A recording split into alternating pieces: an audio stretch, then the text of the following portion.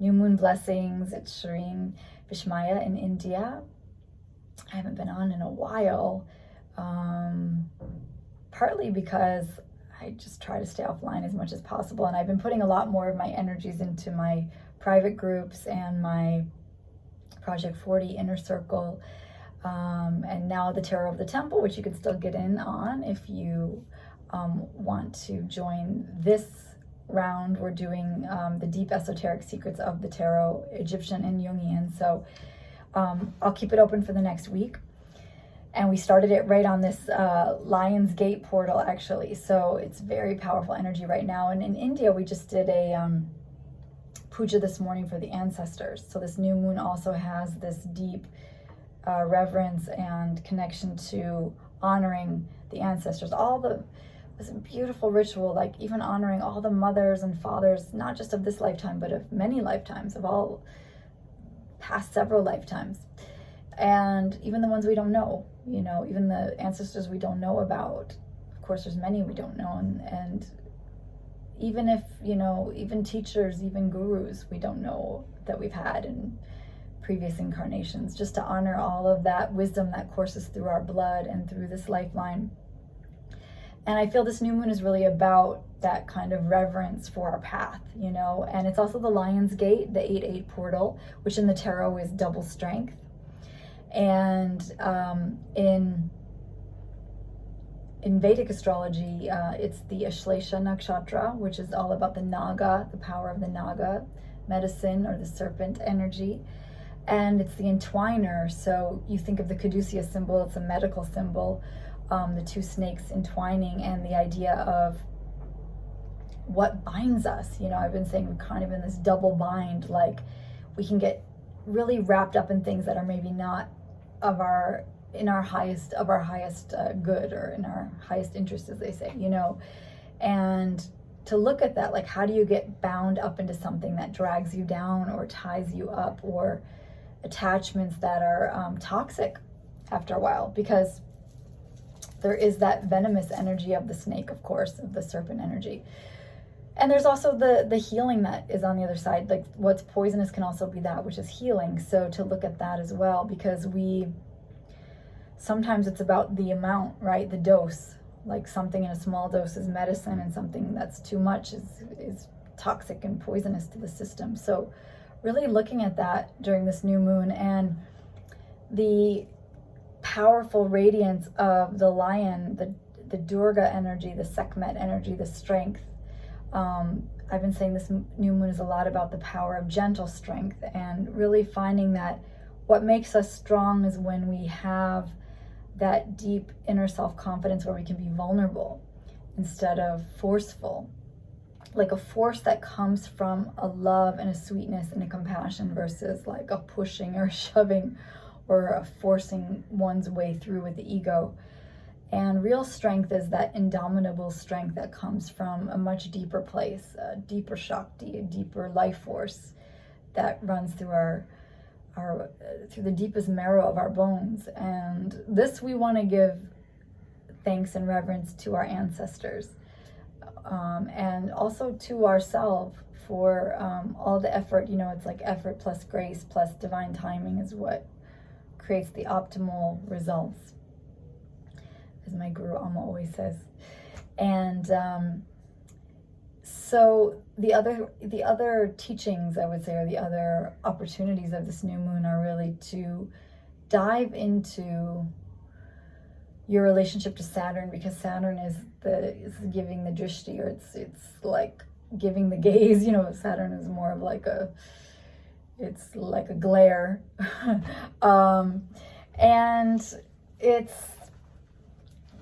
it's the glare of time. It's the ticking of the clock. It's the reminder, like, stop wasting time. What are you wasting time on? If you don't value it, if it's not a priority, then you're wasting your time. It's wasting your time.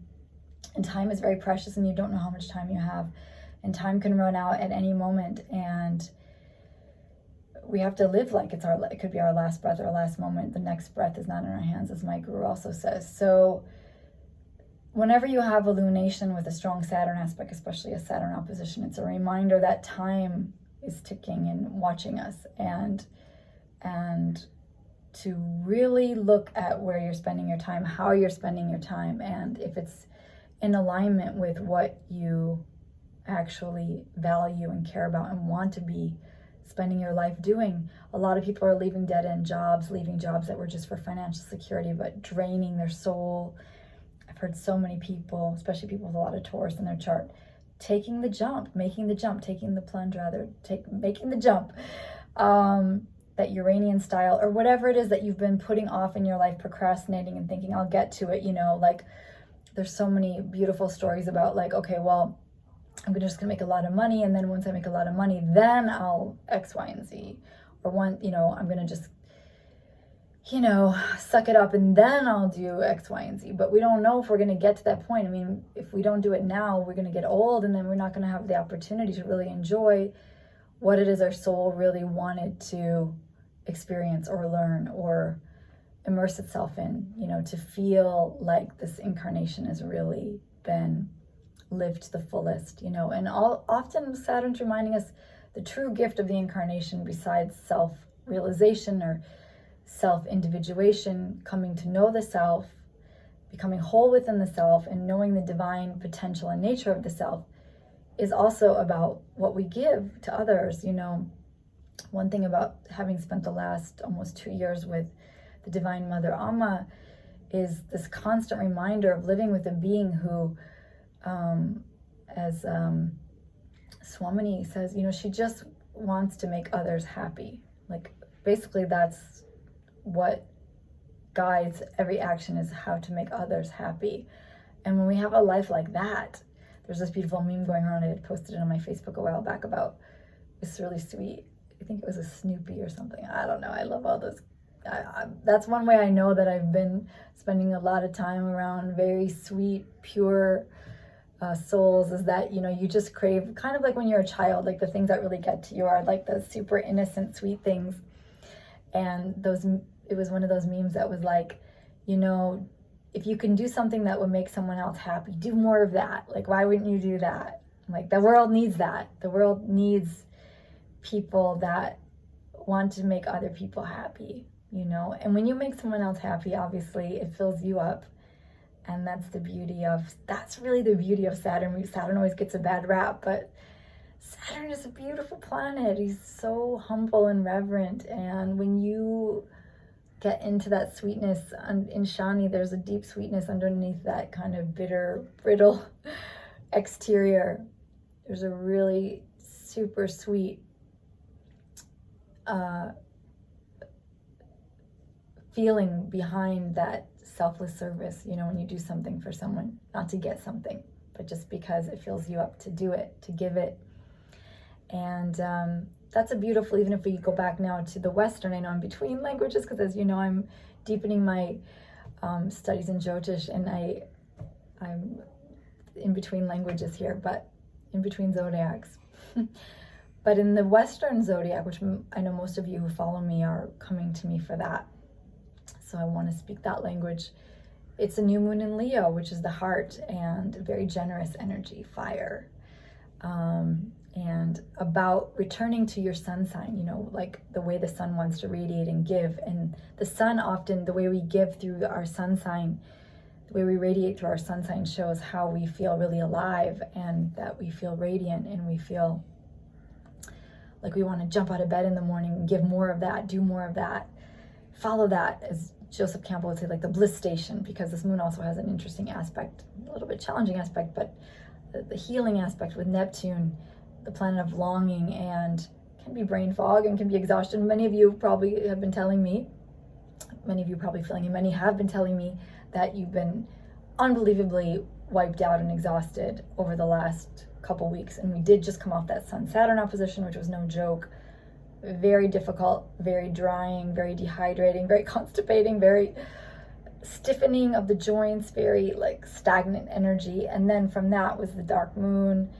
And now in India we're entering into one of my favorite months, the month of Shiva, where we worship Shiva for the next month with this new moon. It's a beautiful new moon. So Shiva also reminds us of death and destruction, and how that is a spiritual teacher, because when we acknowledge the impermanence of everything, and the destructive forces of nature, whether it's fires or floods or the Rudra aspect of Shiva, Lord Shiva, then we're acknowledging that, you know, everything has its beginning, middle, and end, and that which is born is already on its way to destruction, including us.